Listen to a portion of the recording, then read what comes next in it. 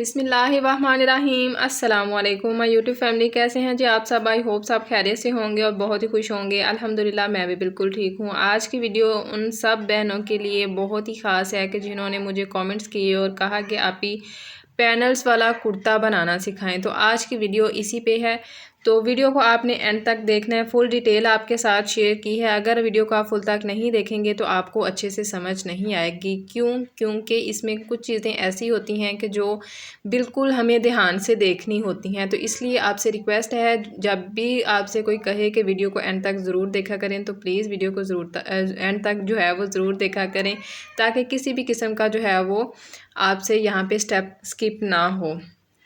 तो यहाँ पे देखें कि मैंने कल आपके साथ इस कुर्ते के आर्म होल की कटिंग शेयर की थी, और जब ये वाले ड्रेसेस मैं लेके आई थी तब आपके साथ ये जॉइंट लेस भी शेयर की थी। तो अब मेरा इरादा था कि इसको मैं ना गले पे लगाऊंगी, लेकिन अब मेरा इरादा है कि इसको मैं पैनल्स की सूरत में लगाऊं इसमें। तो जिस तरह से बारबी फ्रॉक होती है उस तरह से हम इसका पैनल बनाएंगे। कुर्ता हमारा जो नॉर्मल होता है वही है, आप नॉर्मल कमीज़ के ऊपर भी जो है वो इसको बना सकते हैं। तो इसको किस तरह से बनाना है सारी डिटेल मैंने आपके साथ शेयर की है।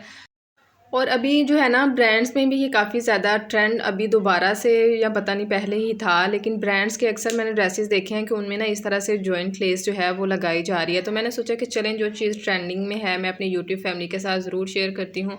अब यहाँ पे हमने लगानी है जॉइंट लेस। पहले डोरी लगी हुई होती थी, पाइपिंग डोरी, और इसमें जो है वो हम शिटल लेस लगाते हैं। आज की हमारी वीडियो जो है इसमें हम यहाँ पे जॉइंट लेस लगाएंगे, वो भी इनविजिबल तरीके के साथ। तो यहाँ पे हमारा जितना भी शोल्डर होगा, तो शोल्डर का हमने हाफ पॉइंट लेना है। तो ये यहाँ पे तकरीबन 3.25 इंच तक आ रहा है। तो 3.25 पे हम इसका निशान लगा लेते हैं यहाँ पर, ठीक है। पहले हम शर्ट के ऊपर मार्किंग कर लेंगे। मैं आपको समझाने के लिए यहाँ पे जो है वो चाक की मदद से मार्किंग कर रही हूँ, क्योंकि ये वाइट कलर का फैब्रिक है तो ये थोड़ा सा ना बाद में मुझे धोना भी पड़ेगा।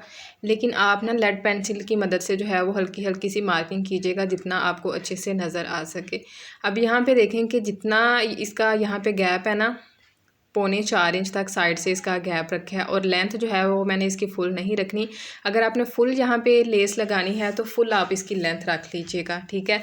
अब यहाँ पे मेरे पास कुर्ते की लेंथ है 34 इंचज़ तक, और थोड़ा सा ना इसको मैं छोड़ के जो है इसको लगा रही हूँ। फुल मैं इसको नहीं लगा रही। तो अगर आपने फुल लगानी है ये आपकी अपनी मर्ज़ी है, आप फुल इसकी मार्किंग कर लीजिएगा। ऊपर से जो है वो कितना लेना है वो भी अभी मैं आपके साथ शेयर करती हूँ। ये जो हमने हाफ पॉइंट लिया है ना, यहाँ से फिर आपने इसकी जो है यहाँ से आपने फिर इसकी जो है वो लेनी है बुकरम की मेजरमेंट, ठीक है। यहाँ से जितनी आपकी लेंथ होगी उतनी। तो मेरी यहाँ से जो लेंथ है ना ये 22 इंचज़ से थोड़ी सी ज़्यादा है, तो मैंने 22 इंचज़ और 5 पॉइंट तक इसकी लेंथ ली थी। अब बुकरम को मैंने इस तरह से डबल फोल्ड करना है। सिंगल में जो है ये 10 इंचज़ तक है और डबल फोल्ड में ये 5 इंचज़ तक होगी, और लेंथ मैंने अपने हिसाब से ले ली है। अब यहाँ पे हमने 3.25 इंच पे निशान लगा लिया। दोबारा से मैं निशान लगा रही हूँ इसको फोल्ड करके शर्ट को, ताकि ज़्यादा मार्किंग जो है ना वो बैक साइड की तरफ ही हो। आपने भी बैक साइड की तरफ इसकी मार्किंग करनी है। 3.25 इंच तक मैंने यहाँ पे इसका निशान लगाया है।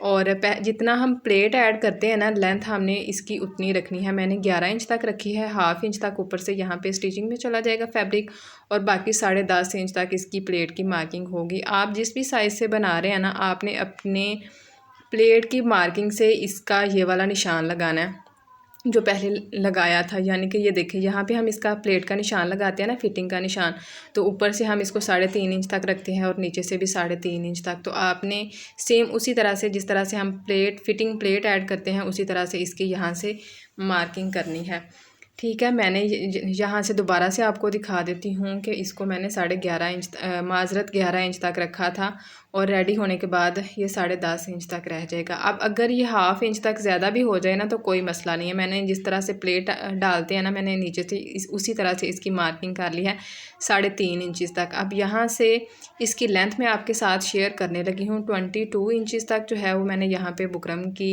लेंथ रखनी थी, तो मैंने 22 इंचज़ और 5 पॉइंट तक ज़्यादा ली है, क्योंकि नीचे की तरफ हमने थोड़ा सा फैब्रिक जो है ना इसमें ज़्यादा ऐड करना है। अब जितनी आपने यहाँ से इसकी लेंथ रखनी है, अगर फुल लेंथ रखनी है तो यहाँ पे 3.25 इंच पे निशान लगा लें। अगर मेरी तरह आपने थोड़ा सा यहाँ पे गैप छोड़ के जो है वो लेस लगानी है तो उसी तरह से आपने उस पॉइंट तक जो है वो यहाँ पे निशान लगा लेना है। अब इसको हमने ये जो निशान लगाया है निशान से तकरीबन पौने इंच तक, ये देखें पौने इंच तक बाहर की तरफ रखें। और मुझे निशान जो है ना वो नीचे से नज़र आ रहा था तो मैं उसी निशान के ऊपर इसकी मार्किंग कर लेती हूँ। दोबारा से आपके साथ शेयर कर रही हूँ कि मैं यहाँ पे मार्किंग जो है इस तरह से चाक की मदद से कर रही हूँ। तो ये चाक जो है ना वो बाद में थोड़ा सा ना फैब्रिक के ऊपर भी आता है। तो मैं यहाँ पे आपको क्लियर दिखाने के लिए चाक की मदद से मार्किंग करती हूँ ताकि वीडियो में अच्छे से नज़र आए। आपने लेड पेंसिल की मदद से यहाँ पे मार्किंग करनी है। अब जो हमारा प्लेट का निशान था उसको भी मैंने यहाँ पे सीधा कर लिया, ठीक है। बहुत ही आसान इसकी जो है वो मेजरमेंट है, बस आपने ध्यान से देखना है ताकि सारे स्टेप जो हैं वो बआसानी समझ सकें। अब यहाँ पे देखें ये जो हमारा प्लेट का निशान था ना, यहाँ से हमने फ्री हैंड इसकी मार्किंग जो है वो राउंड में करनी है जहाँ तक हमने शोल्डर का हाफ निशान लगाया था।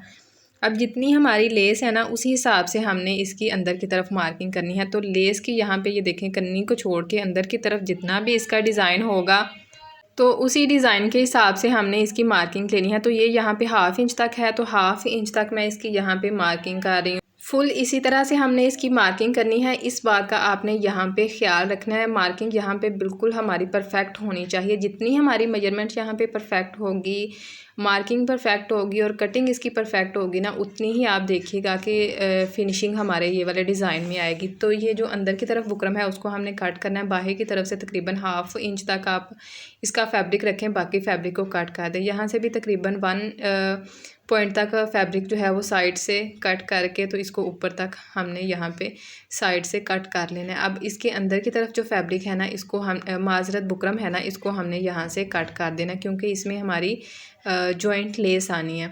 तो दोनों साइडों से इसको अच्छे से सेट करके फिर आपने इसकी कटिंग करनी है, ठीक है। इसको प्रेस कर लीजिएगा, मैंने प्रेस किया था लेकिन ज़्यादा नहीं था किया।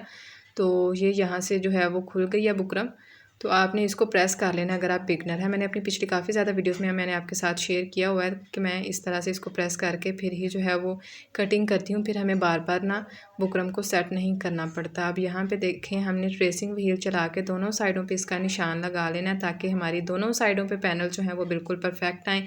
अब पैनल जो है वो मैंने दोनों साइडों पे इसके सेट कर लिए हैं। अब हमने करना है इसको यहाँ पे प्रेस, ठीक है। प्रेस आपने बिल्कुल अच्छे से इसको करना है ताकि बुकरम हमारी अच्छे से यहाँ से सेट हो जाए। ये देखें इस तरह से, ठीक है।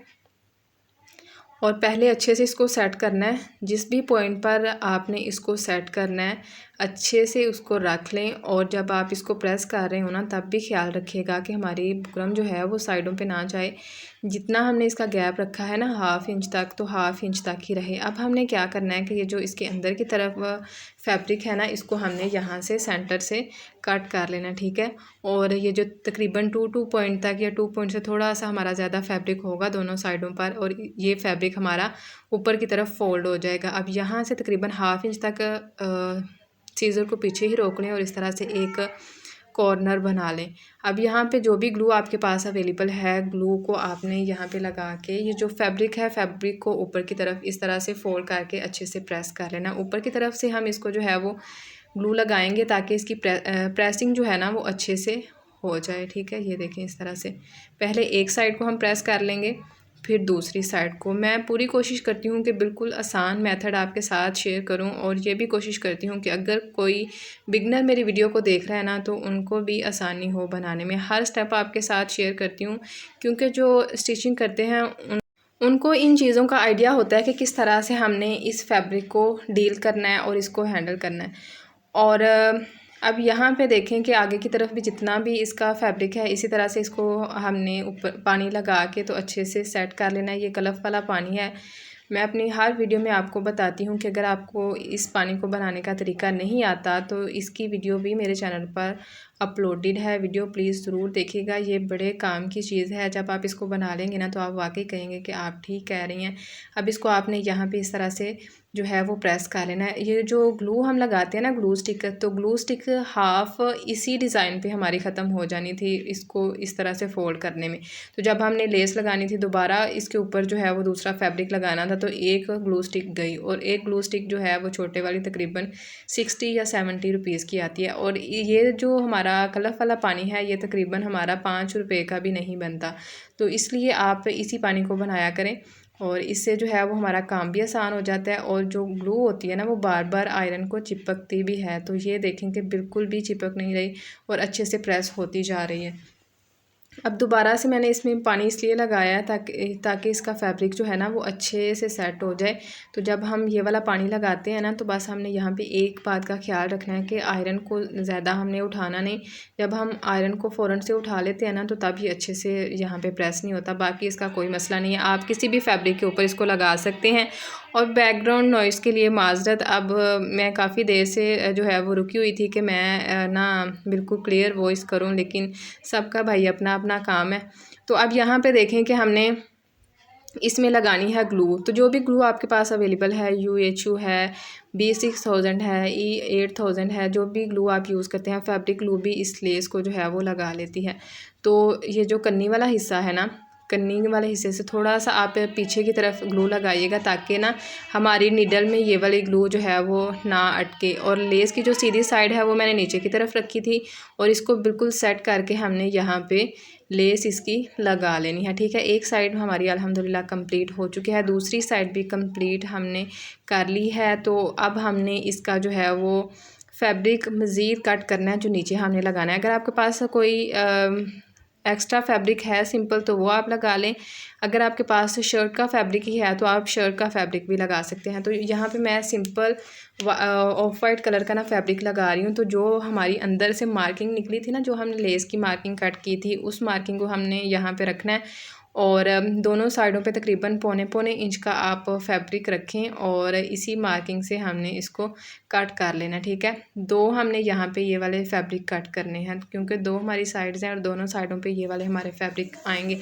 अक्सर मैंने ये वाली जॉइंट लेस जो है वो नहीं लगाती कि इसमें ना हमें फिर वो लाइनिंग जो है वो लगानी पड़ती है या शमीज़ कैरी करनी पड़ती है। तो आप इस तरह से बना लें, तो इस तरह से जो है वो आपकी बॉडी भी नज़र नहीं आएगी और डिज़ाइन भी बहुत ही फिनिशिंग के साथ आपका बनेगा। तो दोनों साइडों के लिए मैंने कपड़ा यहाँ पे कट कर लिया। अब इस कपड़े को हमने दोबारा से जो है वो इसके ऊपर लगाना है। तो यहाँ पे अब हमने ये जो हमारी बुकरम है, बुकरम के ऊपर हमने ग्लू लगानी है। ज़्यादा इस डिज़ाइनिंग का जो काम है ना वो कटिंग और यहाँ पे प्रेसिंग और यहाँ पे इसको ग्लू लगाने का काम है। बाकी जो इसकी स्टिचिंग है, स्टिचिंग तो 2 मिनट का काम है। तो यहाँ पे देखें कि ये फैब्रिक हमने अच्छे से सेट कर लेना। ये देखें दोनों साइडों की तरफ। और इसको ना ये जो ग्लू हम B6000 या E8000 ग्लू लगाते हैं तो इसको ड्राई होने में ना तकरीबन 5-10 मिनट लगते हैं। तो अगर आप यही ग्लू लगा रहे हैं तो इसको ज़रा ड्राई होने दीजिएगा, फिर ये बहुत ही अच्छे से जो है वो स्टिच हो जाता है। नहीं तो ये ग्लू जो है ना वो निडल में अटकती है। ठीक है, तो ये देखें, वैसे लेस के ऊपर जो हमने ग्लू लगाई थी उसको तो 20-25 मिनट हो गए हैं। तो लेस के ऊपर ही ज़्यादा इशू होता है। तो अगर आपको कभी ये वाला इशू फेस करना पड़े कि आपकी सुई जो है वो बार बार धागा तोड़ रही है या सुई में ग्लू जो है वो बार बार अटक रही है, तो आपने यही मिस्टेक की हुई होती है या आप करते हैं कि आप फ़ौरन से इसके ऊपर सिलाई लगाने लग जाते हैं। अब यहाँ पे देखिएगा कि मैंने इसको अच्छे से ड्राई कर लिया और अब इसकी सिलाई भी बिल्कुल आसानी के साथ लग। इसकी सिलाई किस तरह से लगानी है ये चीज़ भी आप देख लें। बाकी हमारी माशाल्लाह से वीडियो जो है वो तकरीबन कंप्लीट यहाँ पे हो चुकी है। तो यहाँ पे पहले हमने नीचे की तरफ से इसकी सिलाई जो है वो लगानी स्टार्ट करनी है और यहाँ से फैब्रिक को बिल्कुल सेट करते जाएं और आप देख लें कि हमें किसी भी किस्म का यहाँ पे कोई भी इशू नहीं हो रहा। ना तो हमारा कपड़ा यहाँ पे इकट्ठा हो रहा है और ना ही किसी किस्म का झोला आ रहा है और ना ही यहाँ पे नीडल में हमारा जो है वो ग्लू चिपक रहा है। तो उम्मीद करती हूँ कि आज की वीडियो की आपको अच्छे से समझ आ गई होगी। जिन सिस्टर्स ने मुझे ये कमेंट्स किए थे कि आप पैनल्स वाली कुर्ती की कटिंग और स्टिचिंग बताएं, तो ये देख लें जी, आज मैंने आपके साथ शेयर कर दी है। पैटर्न थोड़ा सा डिफरेंट है ये, लेकिन बिल्कुल यूनिक है। आप इसको ज़रूर ट्राई कीजिएगा और अपना फ़ीडबैक भी मेरे साथ ज़रूर शेयर कीजिएगा। अगर आपको किसी चीज़ की जो है वो समझ नहीं आती तो आप कमेंट बॉक्स में पूछ सकते हैं। वीडियो अच्छी लगे तो प्लीज़ वीडियो को लाइक शेयर और चैनल को सब्सक्राइब करना मत भूलिएगा। इस तरह की नई नई वीडियोस मैं अपने चैनल पर अपलोड करती रहती हूं। जब आप चैनल को सब्सक्राइब कर लेंगे तो हर रोज़ की वीडियो का नोटिफिकेशन आपको मिल जाएगा और आप नई नई डिज़ाइनिंग जो है वो सीख सकेंगे। अगर आप बिगनर्स हैं तो आप मेरी प्लेलिस्ट जो है वो ज़रूर विज़िट कीजिएगा। बहुत ही जो है टिप्स और ट्रिक्स हैं वो मैंने आपके साथ शेयर की हैं। मुझे उम्मीद है कि उन वीडियोज़ को देखने के बाद आप अच्छे से कटिंग स्टिचिंग और जो है डिज़ाइनिंग वो कर सकेंगे। अब दोनों साइडों पे हमारी सिलाई जो है वो देखें कंप्लीट हो चुकी है और दोनों साइडों में इसमें किसी भी किस्म का कोई भी झोल वगैरह नहीं आ रहा। इसकी फ़ाइनल लुक भी आप ज़रूर देखिएगा और अगर आपने मेरे चैनल की बाकी वीडियोज़ को अभी तक विज़िट नहीं किया तो बाकी वीडियोज़ को भी ज़रूर विज़िट कीजिएगा। मुझे उम्मीद है कि सब वीडियो से आपको कुछ ना कुछ नया ज़रूर सीखने को मिलेगा। आप यहाँ पे भी देख लें कि इसमें बिल्कुल जो है वो फिनिशिंग आई है और इसका टांका जो है, अच्छा एक चीज़ जो है वो मैं आपसे शेयर करना भूल गई कि इसका टांका जो है ना वो मैंने थोड़ा बड़ा कर लिया था। ज़्यादा बड़ा नहीं था किया, लेकिन जो नॉर्मल हम स्टिचिंग करते हैं ना उससे थोड़ा सा बड़ा कर लिया था। मिलते हैं आपसे इंशाल्लाह नेक्स्ट वीडियो में। फ़ी अमान अल्लाह।